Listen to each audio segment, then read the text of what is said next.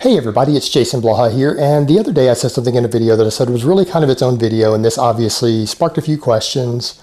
And it was when I had said that me personally, if I had a son, like a teenage son who told me they wanted to get involved in bodybuilding, and guys, when I say bodybuilding, I mean competitive bodybuilding. Everyone who doesn't compete in something, you are a recreational lifter or a fitness enthusiast. A bodybuilder is someone who competes in bodybuilding. A powerlifter is someone who competes in powerlifting. A weightlifter is someone who competes in weightlifting. These are types of athletes or competitors of some type. They're not necessarily what you do. Everyone else, it's just a hobby. It's something you do recreationally. It's not something you do at a serious level. So when I say a bodybuilder, I mean someone who oils up and steps on a stage in a competition. So let me make that clear. But I had said that if I had them, that I would very much get upset with them and would discourage it. And so people ask, well, why is that? And it's simply because it is overall, bodybuilding itself is destructive.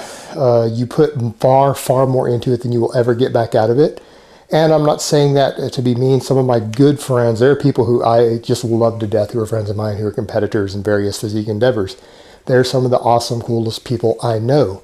However, that's not a lifestyle that I would choose for someone that I care about. And it's something that I would actively discourage in my own child. Because if you look at, okay, untested bodybuilding, serious level bodybuilding, the drug use and the harshness on their body is just absolutely insane. And it's not because they use steroids, it's because of the excessive, massive amounts of the massive cocktails of drugs they have to put into their body, combined with the fact that they diet down really, really lean and use diuretics and everything else. It's the total combination of it. It's not that these drugs in moderation are even harmful. They're oftentimes not harmful in moderation, but there's no room for moderation in there. Nobody goes pro without using mind-boggling amounts of drugs. And it's horrific for their bodies, and there's not enough money in it to justify it. Very, very few of these people really make any real money on it. And for example, I've got a friend right now trying to earn his pro card. His drug bill is about $500 a month. He's not even a pro yet, and he probably will go pro at some point, but that's what he's spending. That's a lot of money in addition to his food bill and everything else. And so what ends up happening is just very costly with very little reward from it. And a lot of pro bodybuilders end up making less money than if they just had a regular 9-to-5 job while just destroying their health and having to be their entire life.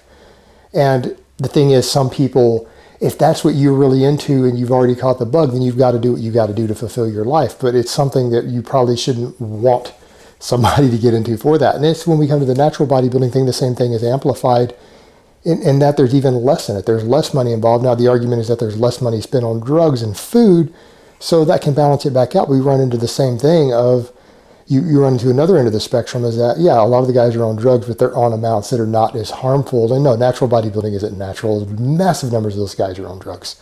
The drug testing doesn't work.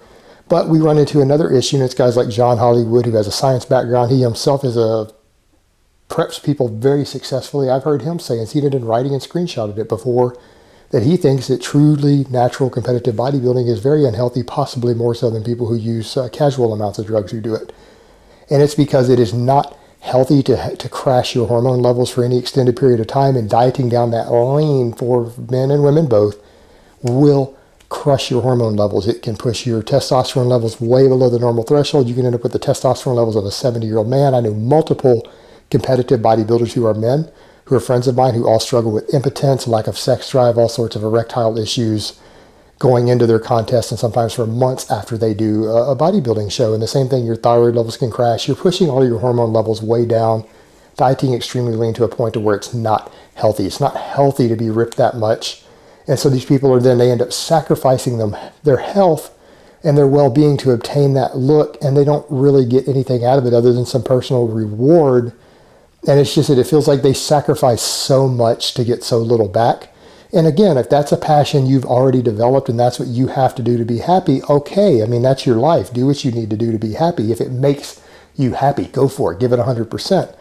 But if someone were to come to me and say, hey, I want to get involved with it and I'm not involved with it already, or someone that I really cared about and loved, like my own child or my best friend or my nephew, I would absolutely actively discourage it, because I don't want them to have to sacrifice that much in their life to get so little back. It just doesn't seem worth it to me, and that's why I would personally actively discourage it.